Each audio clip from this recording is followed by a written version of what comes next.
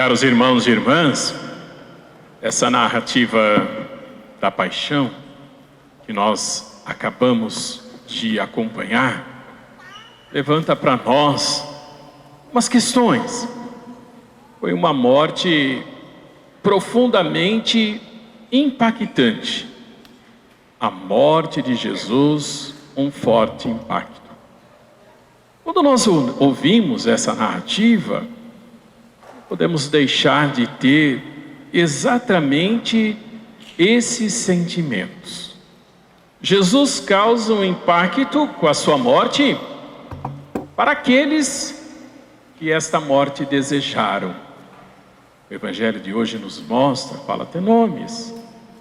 Jesus causa com a sua morte um forte impacto para aqueles que não desejavam, mas que naquele momento não conseguiam compreender. É como se não tivessem preparados, não prepararam o coração, apesar de todos os alertas que Jesus havia feito, e por conta disso, a reação desse impacto. Por que Jesus foi crucificado? Porque Jesus teve que morrer desta maneira. Ele só passou fazendo bem. A todos os lugares, uma palavra, um ensinamento, um gesto concreto, um sinal de amor, um sinal de esperança, uma motivação para que, uma vez acolhendo a sua palavra, a vida de cada um de nós pudesse se transformar. É justamente essa a consequência da passagem de Jesus na vida de cada uma das pessoas que com ele cruzaram. E assim o impacto nas nossas vidas, quando na verdade nós cruzamos com Jesus e deixamos ele entrar na nossa vida. Bom, apesar de tudo o que Jesus fez de bom, as pessoas ainda assim quiseram a sua morte. Por que então quiseram a sua morte? Por que Jesus precisou do extremo gesto de amor, de doação, de entrega, precisou morrer na cruz? Essa é a grande pergunta que o Evangelho de João responde para nós. Se nós pegarmos o Evangelho de João, desde o comecinho, chamado prólogo de João, João está respondendo exatamente a essa pergunta. Ele fala justamente que Deus, que num primeiro momento se manifestou, se revelou como uma palavra em Cristo Jesus. Essa palavra se fez carne para habitar no nosso meio.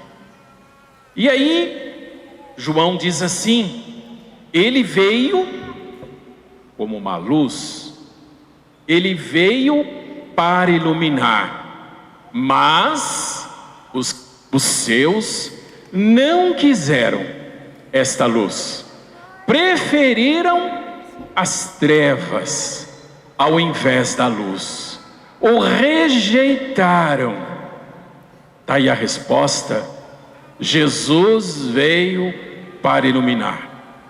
Jesus veio para ser a luz que orienta a nossa vida. Diante dele, meus caros irmãos e irmãs, ou diante dessa luz, tudo se revela. O que é de Deus e o que não é de Deus.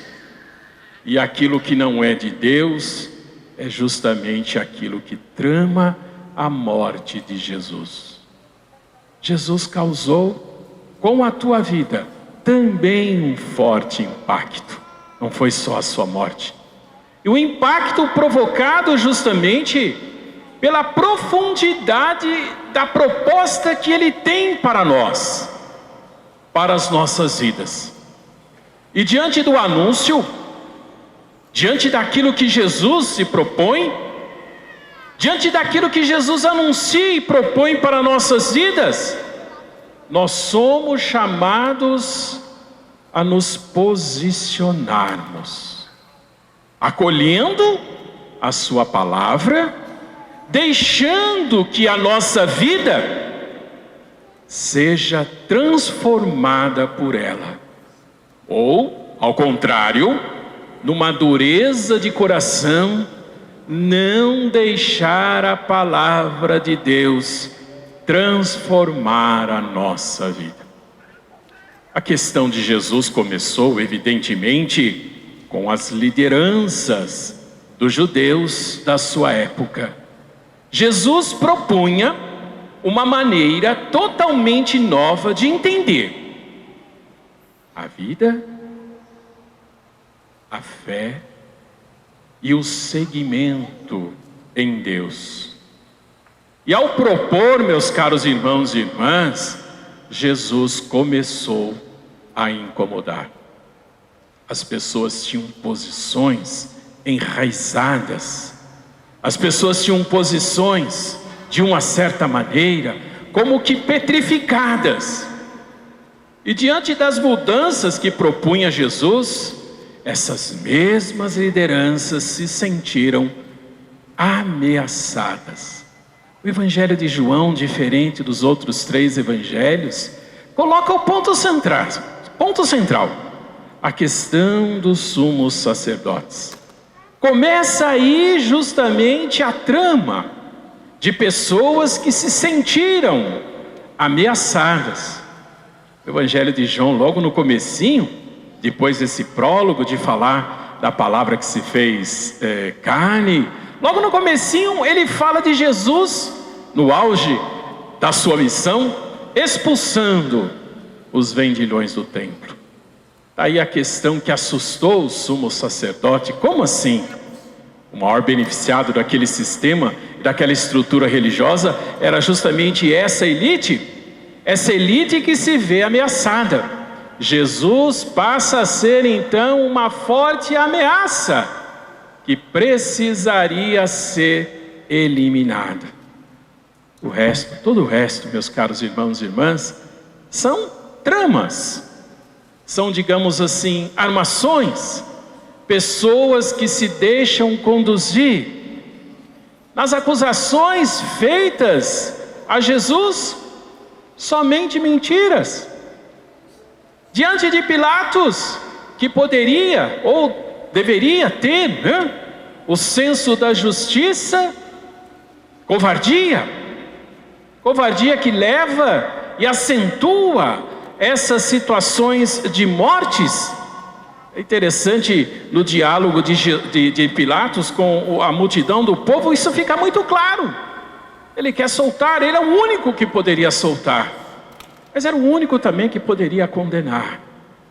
E tragado, digamos, por todas essas situações de intriga, invejas e tantas outras, ele acaba sucumbindo, deixando-se manipular por aquelas pessoas. Todas as tramas, na verdade, estavam ali colocadas. Jesus poderia ter feito um encaminhamento diferente? Poderia. As outras vezes que ele havia estado em Jerusalém, essas autoridades já queriam pegá-lo, e ele conseguiu fugir. Mas Jesus sabia, meus caros irmãos e irmãs, que das vezes que ele adiou, é porque a sua missão ainda não estava completada. Ele não poderia fugir, não poderia deixar-se prender, porque ele sabia que aí ele estaria negando tudo aquilo que ele havia anunciado. É por isso que com coragem ele diz assim: sou eu, quando procurado, com determinação. Tenho medo, não tenho medo, tenho esta coragem de assumir justamente isso que me é reservado. E com determinação, meus caros irmãos e irmãs, Jesus se entrega. E se entregou por amor a você.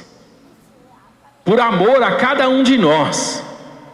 Se entregou pela nossa salvação. Para que nós possamos ser salvos em nossas vidas. Encontrarmos o verdadeiro sentido do nosso existir a partir do crer em Cristo Jesus. O caminho do Calvário, quanto sofrimento, quanta humilhação. Jesus sereno, com o seu encaminhamento, o encaminhamento que foi feito, com serenidade, caminha para a cruz. E ao caminhar para a cruz, ou caminhando para a crucificação, caminhando com a cruz, Jesus carrega também todos os nossos sofrimentos. Quais são os sofrimentos do tempo presente? São tantas situações, meus caros irmãos e irmãs, que podem nos abater. A perda da saúde, temporária ou definitiva.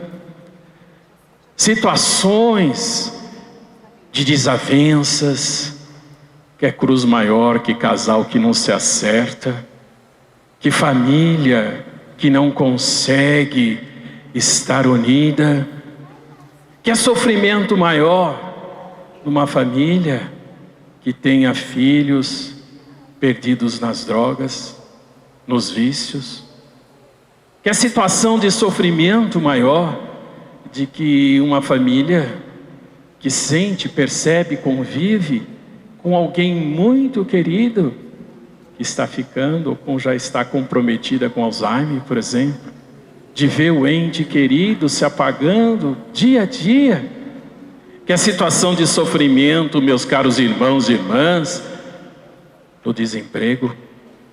O Brasil tem hoje 13 milhões de desempregados, de pessoas que se sentem culpadas porque estão sem emprego, se sentem culpadas porque não conseguem prover a família, se sentem humilhadas porque buscam e não encontram.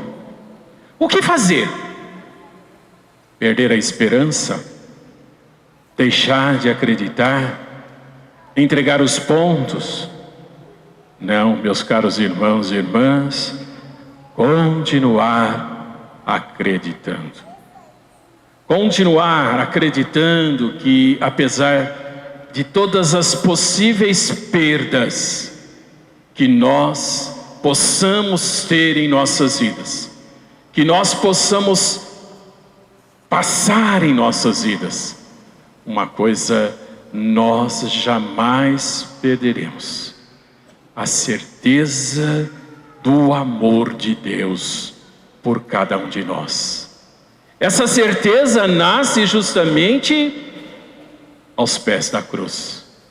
Esta certeza nasce justamente diante de Jesus Cristo, que se doou, que se entregou. Nessa celebração da paixão, meus caros irmãos e irmãs, queremos estar com Jesus. Queremos, na verdade, colocar o nosso coração junto de Jesus, deixá-lo inclusive ser pregado com Ele na cruz. Jesus foi despojado de tudo, até das suas vestes, do seu manto. Jesus só não foi despojado da sua dignidade. Que possamos, meus caros irmãos e irmãs, assim como a mãe de Jesus, que permanece firme, em pé, diante do Cristo, o seu Filho, que derrama o seu sangue por amor de cada um de nós. Possamos ter a mesma dignidade preservada em nossas vidas, e por maior que possam ser as nossas dificuldades, ficar de pé diante de Jesus, contemplá-lo no seu imenso amor por cada um de nós.